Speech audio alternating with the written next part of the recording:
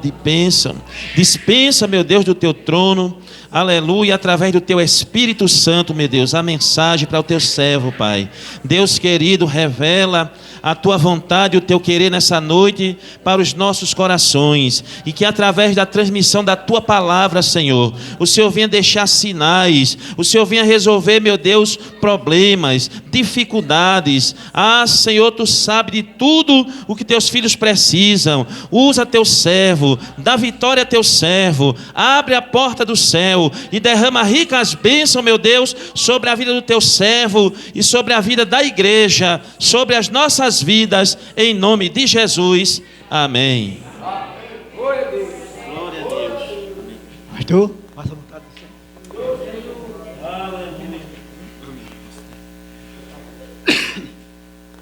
do Senhor. Saúdos amados com a graça e a paz do Senhor. Amém. Sempre motivo de alegria tornarmos esse ministério. Agradeço, pastor José, senhora Nilza. Deus seja louvado pelas suas vidas. Deus abençoe cada um dos amados. Abra sua Bíblia em Mateus, capítulo 26. Evangelho de Mateus.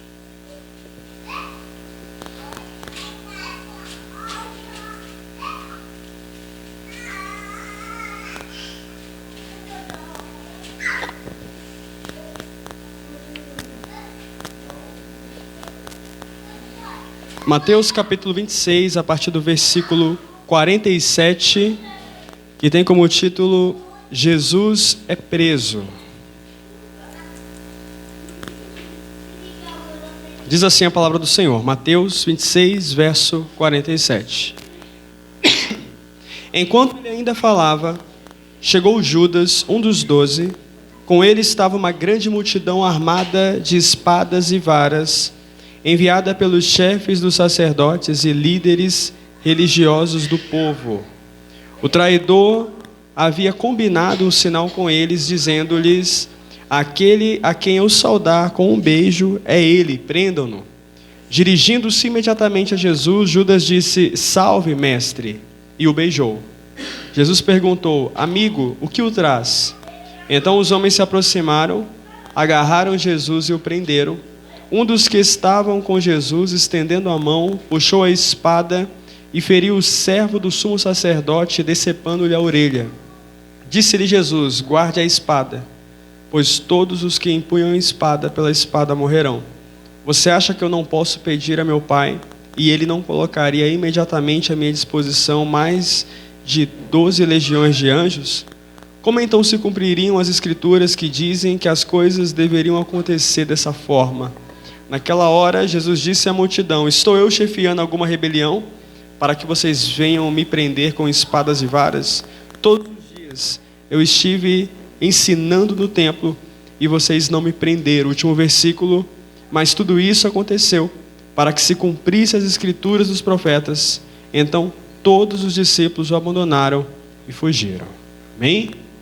Os irmãos podem tomar assento. Nós estamos diante do contexto em que Jesus é preso para ser posteriormente crucificado. E esse texto, ele costumeiramente é mais conhecido por relatar dois momentos emblemáticos do Novo Testamento. Um, em que Pedro, um dos discípulos de Cristo, ele corta a orelha do soldado que se aproximava para prender Jesus. E nesse mesmo texto também fala do beijo, o beijo no qual Judas trai de forma falsa, de forma fingida.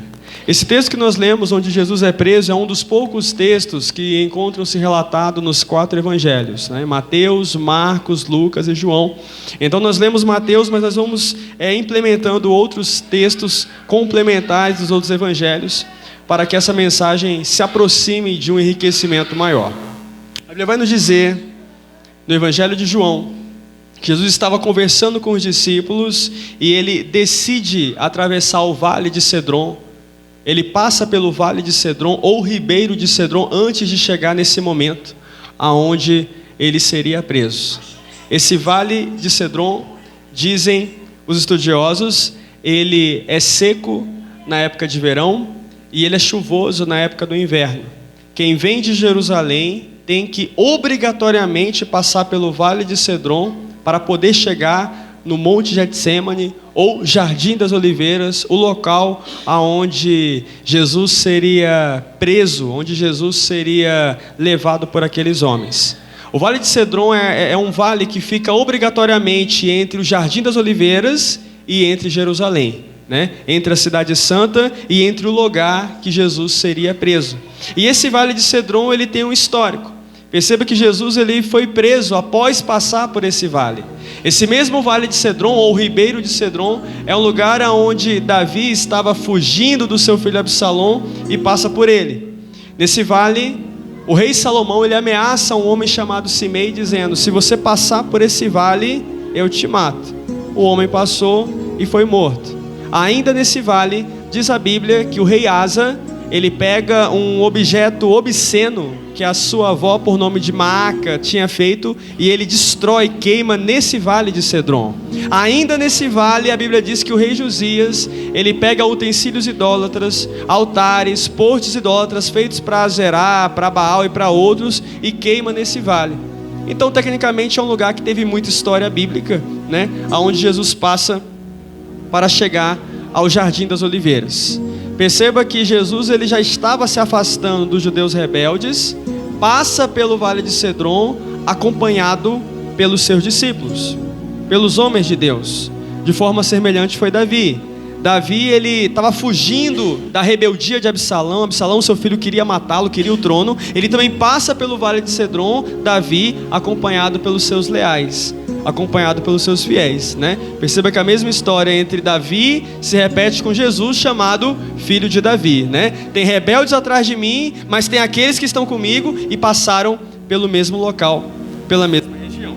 O texto fala que Jesus ele entrou no Bosque das Oliveiras ou Jardim das Oliveiras. E quando fala entrou, você pensa, se entra, entrou no ambiente. Nos passa a ideia de que talvez esse vale, esse jardim, ele fosse murado, né? Tivesse uma espécie de mureta, de cerca, né? Fosse algo mais reservado. A Bíblia vai nos dizer no Evangelho de João que Judas, ele conhecia esse lugar.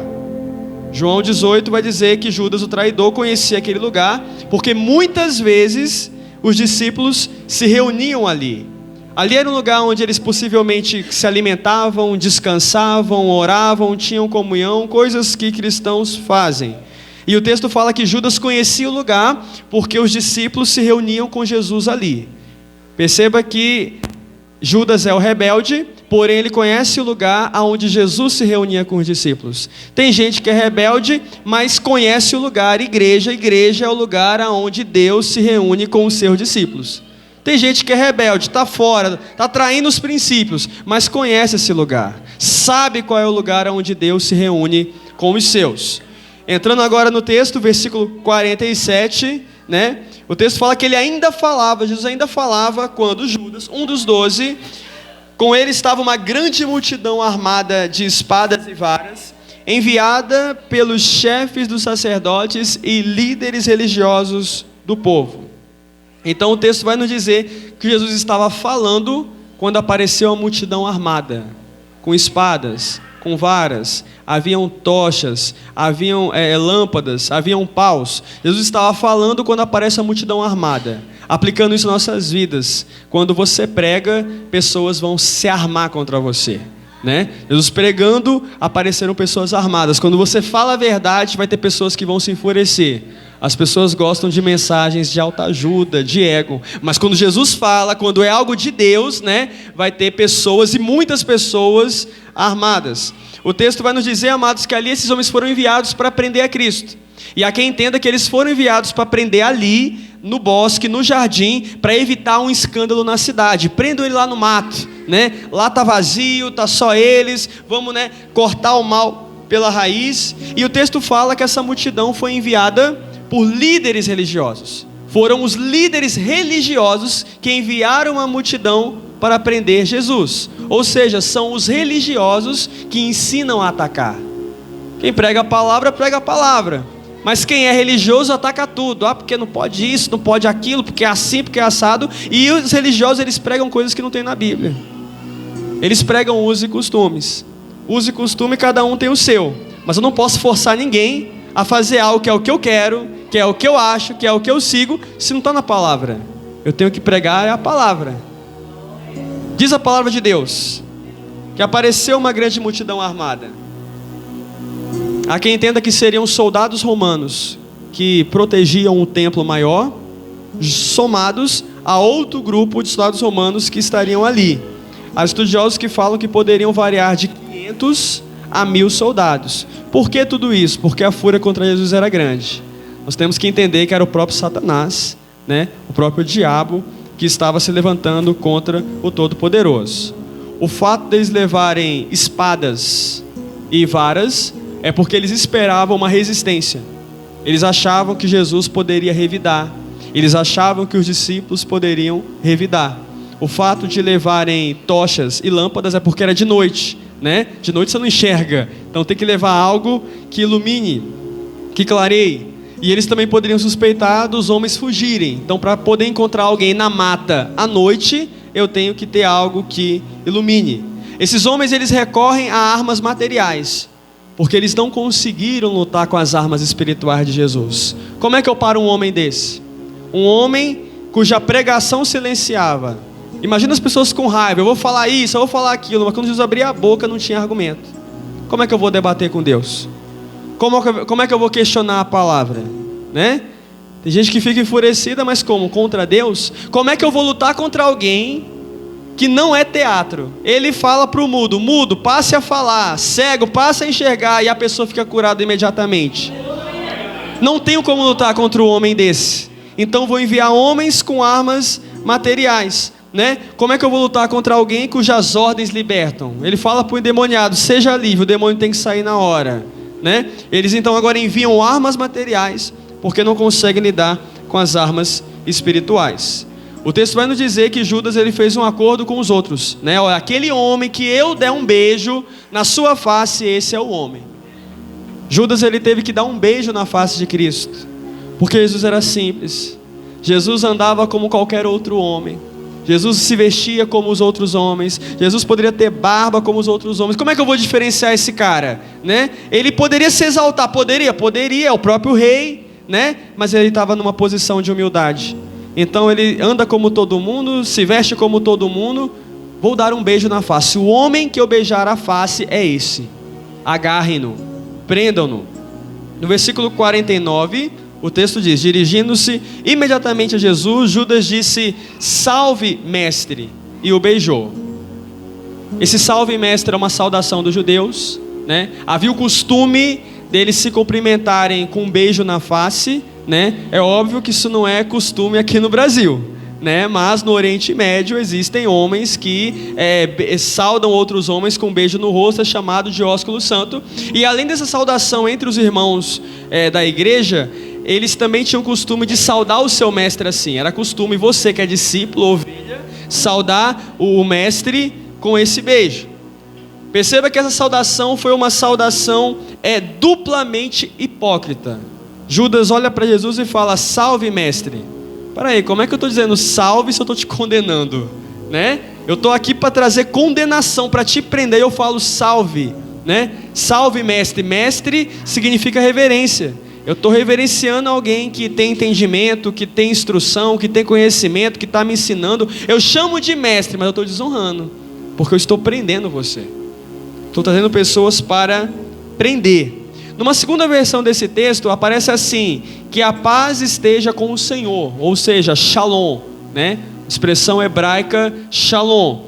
Então, novamente, ele se torna um hipócrita, porque ele está dizendo, né, que a paz do Senhor, né, que a paz do Senhor seja contigo, só que eu estou trazendo homens para te prender, eu estou trazendo paus e varas e espadas, né? Ou seja, tem gente que diz que é de paz, mas está querendo guerra, está querendo confusão, né? Na boca eu estou em paz contigo, mas eu estou querendo te condenar, eu estou querendo te crucificar, eu estou com armas contra você, é só de boca. Gente cuja paz é só na boca.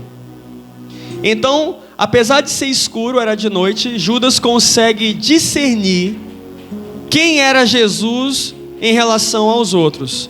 Isso aqui nos passa a mensagem de que a pessoa ela pode ser rebelde, pode ser um desviado, pode ser um afastado, mas ele conhece a verdade.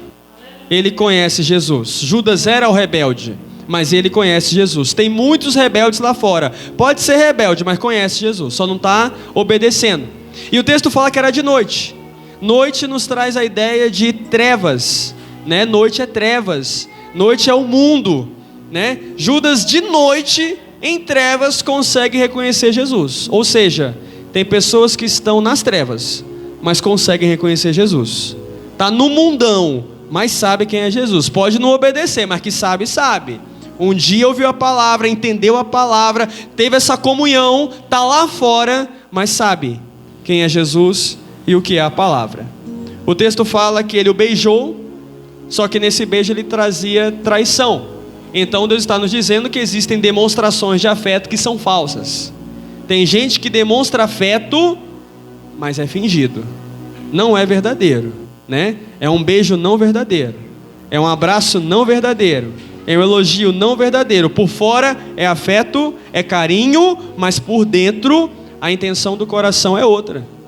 A natureza da pessoa é outra, né? Perceba que quando ele diz salve mestre, né, ele diz salve mestre, mas está dando crucificação, pregos. Provérbios 10 diz: as palavras dos perversos ocultam intenções violentas. Tem gente malvada que consegue ocultar a maldade que tem. E eu quero dizer que Judas era perverso, porque a Bíblia diz que Jesus foi preso por homens perversos, né? O principal homem que articulou a prisão de Cristo foi Judas. A gente também vai dizer em Provérbios que as palavras dos perversos ocultam intenções violentas e as palavras do perverso ocultam violência. São duas coisas. Uma é a intenção violenta, a outra é a própria violência. Tem gente que está com a intenção de fazer maldade e tem gente que já está fazendo maldade. E esse tipo de coisa é ocultado, né? Tem perversos que escondem. Aqui nós vemos dois contextos, amados, que são associados com falsidade. Talvez sejam os textos mais conhecidos da Bíblia. O beijo de Judas e a serpente no jardim do Éden, né? São dois momentos bíblicos associados à falsidade, né? Parece que gosta, mas não gosta. Versículo 50, Jesus perguntou: amigo, o que é que o traz? Então os homens se aproximaram, agarraram Jesus e o prenderam. Mesmo Jesus sabendo que Judas era mau, Jesus trata Judas bem, porque o mau caráter de Judas não anulava o bom caráter de Cristo.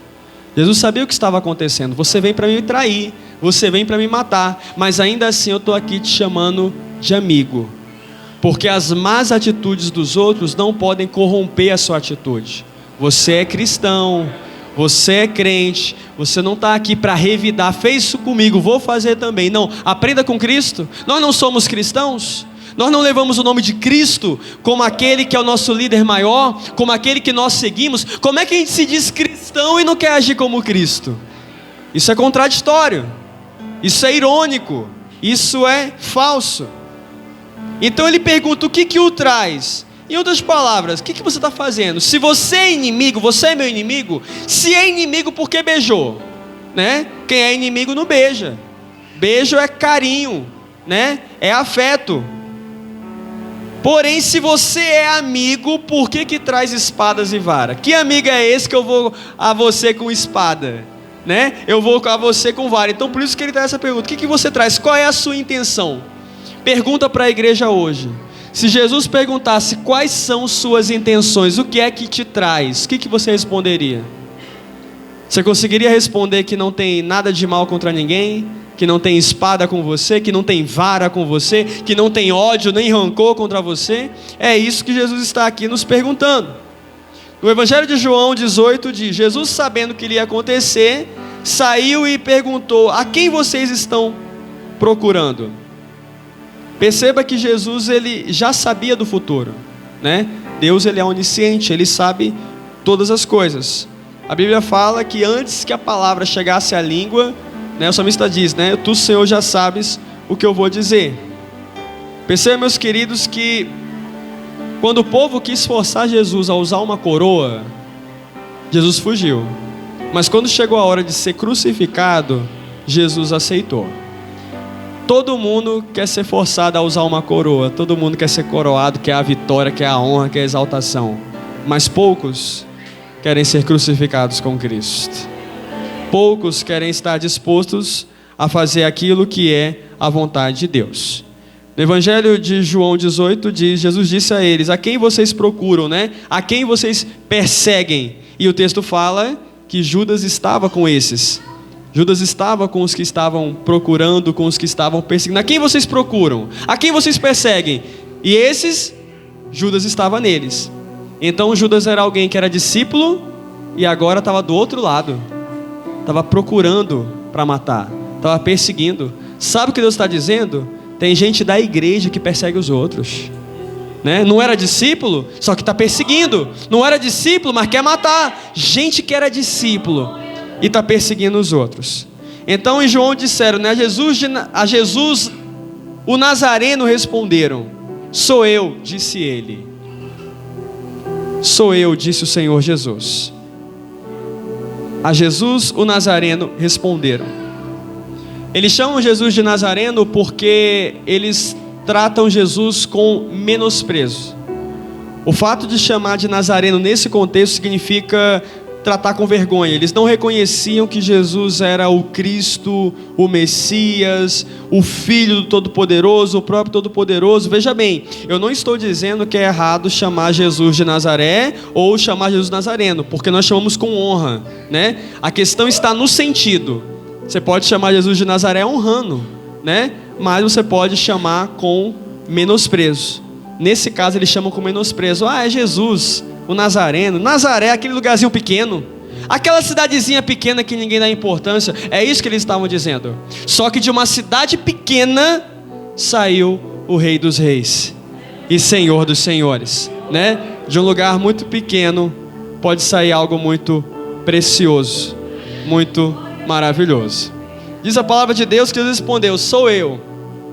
E aqui nós temos alguns sentidos de interpretar essa palavra. Perceba que o fato de chamarem Jesus de Nazaré é porque eles associavam as pessoas ao lugar que nasceram ou ao lugar que foi criado. Jesus de Nazaré. Elias o tesbita, né, porque era de Tisbe. Saulo de Tarso. Viúva de Sarepta. José de Arimateia, né? Eu associo você à sua região. Onde é que você nasceu? Aonde você foi criado? Jesus respondeu: sou eu. No primeiro sentido, esse sou eu significa uma simples identificação. Você é fulano? Sim, eu sou fulano.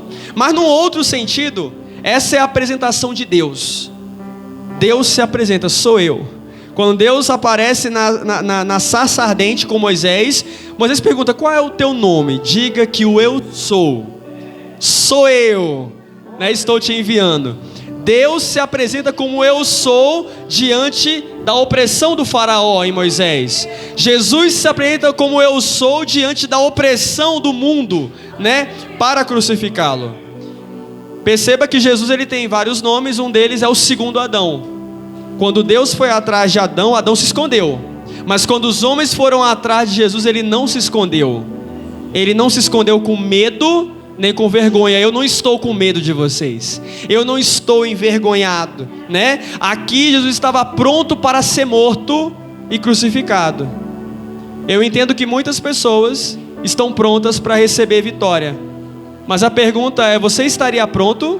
Hoje você está pronto para ser morto pelo Evangelho? Você estaria pronto para ser crucificado pelo Evangelho? Eu já citei aqui que no estatuto do Hamas, né, o alvo deles é destruir judeus e cristãos. Se hoje explodisse um ataque, não uma perseguição aqui, eles querem matar cristãos, você estaria disposto? Você estaria pronto a morrer pelo Evangelho? Jesus estava pronto para morrer pela causa. O texto vai nos dizer, amados, que aquele estava pronto e pronto para ser interrogado. Servir a Cristo significa estar pronto para ser interrogado. Vai ter questionamentos, vai ter julgamentos, né? O diabo ele vai questionar, pessoas vão te questionar, pessoas vão te criticar. E Jesus ele foi julgado por mim e por você. Ele foi julgado pela causa, né? Você está pronto para ser julgado pela causa do Evangelho, para ser questionado? Jesus aqui estava pronto para ser crucificado. E Deus pergunta para a sua igreja: você está pronto para ser crucificado com Cristo? Ser crucificado com Cristo significa abandonar a vida de pecado. Quem se crucifica com Cristo, né, crucificou o pecado ficou no passado. O texto vai nos dizer, meus queridos, que Judas estava ali no meio. João 18, verso 6 diz: quando Jesus disse, eu sou, todos recuaram e caíram para trás no chão. Olha que interessante. Quando Jesus abriu a boca e disse, eu sou, os homens que estavam ali recuaram e caíram no chão. Perceba que eles não caíram se humilhando, eles não caíram se submetendo, eles não caíram respeitando, reverenciando. Ninguém ali caiu porque quis, porque foi de forma involuntária. Aqui eles caíram porque o poder de Deus os derrubou. Jesus só falou, eu sou, os homens caíram por terra. Perceba, amados, que isso prova de que Jesus não foi preso porque os homens tinham força. Ele foi preso porque ele se permitiu ser preso. Tem diferença, né? O homem acha que consegue colocar Deus na parede. Eu vou colocar Deus na parede, eu vou forçar Deus, né? Eu vou tirar Deus do trono. Deus tem que fazer, amado, Deus não tem que fazer nada. Você respira pela graça, você anda pela misericórdia. Estamos aqui pela misericórdia do Senhor. Aqui se cumpriu uma profecia de Davi. Salmo 27, que é um salmo davídico. Davi disse, quando os maus vieram para me destruir, eles tropeçarão e cairão. Salmo 27, 2, né? Mais um padrão, né, entre Jesus e Davi, né? Se prega que com Jesus você avança e fica de pé. Amém por isso. Com Jesus você avança e fica de pé. Porém, contra Jesus você recua e cai. É o que aconteceu. Estavam contra Jesus, tiveram que voltar para trás, né? É como dizer para o diabo, né? Vai de ré, Satanás. Foi o que aconteceu com eles, né? Jesus é o Senhor. Eles caíram por terra. Essa queda foi uma convocação ao arrependimento. Vocês estão errados. Vocês estão querendo parar Deus. Olha o poder de Deus derrubando vocês. Vocês têm que se arrepender. Só que o coração ainda estava endurecido. Sabe o que é isso aqui? Orgulho. Tem hora que Deus está quebrando alguém, mas a pessoa não aceita. Eu estou sentindo um poder de Deus me derrubando, me machucando, me ferindo, mas eu continuo no meu orgulho. Eu continuo perseguindo a Cristo. Eu continuo perseguindo os que servem a Cristo. Jesus foi tão misericordioso que nessa derrubada, eles já poderiam cair mortos. Não poderiam? Poderiam. Morram. Eu não dou vida, eu dou vida e dou morte. Já poderiam cair no inferno. A Bíblia fala que na época do anticristo, o anticristo, o falso profeta, eles não vão nem passar por julgamento. Está lá em Apocalipse, eles já vão descer vivos ao lago de fogo e enxofre. Amados, é algo muito sério. Deus tem poder de pegar uma pessoa e jogar logo lá embaixo. Glorifique a Deus porque você está aqui nessa noite, porque você está se aprumando, se santificando, melhorando. Você não vai descer, você vai subir. Você está ouvindo a palavra, isso para quem é humilde. Gente que não é humilde não gosta de ouvir palavra não, gosta de ouvir autoajuda. Mas você não está ouvindo autoajuda, você está ouvindo a ajuda que vem do céu. Você está ouvindo uma ajuda que vem do alto. Todo mundo aqui merecia inferno. Aí Deus, eu vou ajudar vocês, eu vou dar uma palavra. Siga essa palavra e vocês vão estar comigo. Jesus disse, deixem os outros irem embora. Jesus deu uma ordem para que somente ele fosse preso, que os opositores não prendessem os seus discípulos. Isso aqui não foi um pedido, Jesus não pediu, Jesus deu uma ordem. Por quê, amados? Porque se a gente for analisar pelo sistema legal judaico, todos os discípulos tinham que ser presos. Eles já estavam sendo vistos como criminosos, né? Criou-se uma narrativa, uma mentira de que Jesus e os discípulos eram maus. Não é o que acontece hoje, né? Quem está errado está forçando para ser visto como certo na política. E quem está certo estão tentando fazer com que seja visto como errado. É uma inversão. Isso já acontecia. A Bíblia ela é real. A Bíblia ela é atual. Então Jesus deu uma ordem, não prendam eles. Eles iam prender, só que a palavra de Deus ninguém tem como passar por cima. Quando Jesus falou, não prendam, soltem, deixem eles irem, ninguém conseguiu prender os discípulos, amados. Você era para ser preso pelo diabo. Quem sabe um dia você foi preso pelo diabo. Jesus chegou e disse, solte. deixe ele, deixe ela, e o diabo não tinha mais poder de te prender. Porque Jesus deu uma ordem e o inimigo tem que te soltar. Você tem que ser livre. O texto vai nos dizer, amados, que Deus usa Moisés e Arão dizendo para Faraó, né? Deixe o meu povo ir, para que celebre uma festa para mim no deserto, né? Meio que insistiu um pouco para não deixar, mas acabou deixando. O texto vai nos dizer, meus queridos, que ali perceba que isso aumenta o pecado dos discípulos, porque Jesus deu proteção para eles, deu garantia para eles, e mesmo assim nenhum deles quis ficar. Todos os abandonaram e foram embora, né?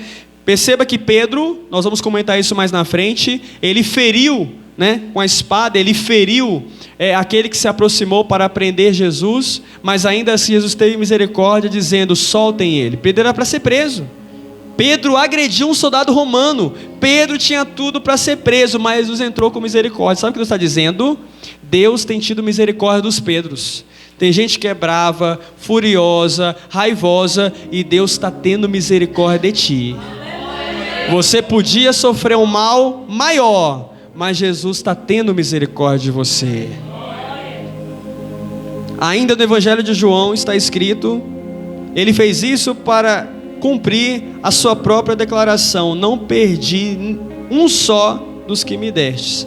Aqui é no sentido espiritual e físico. Deus não deixou nenhum dos seus, né, daqueles que Deus deu a Cristo, para se corromperem. Não vou perder, é meu, é meu. É uma visão calvinista, né? Escolhi você, você é meu,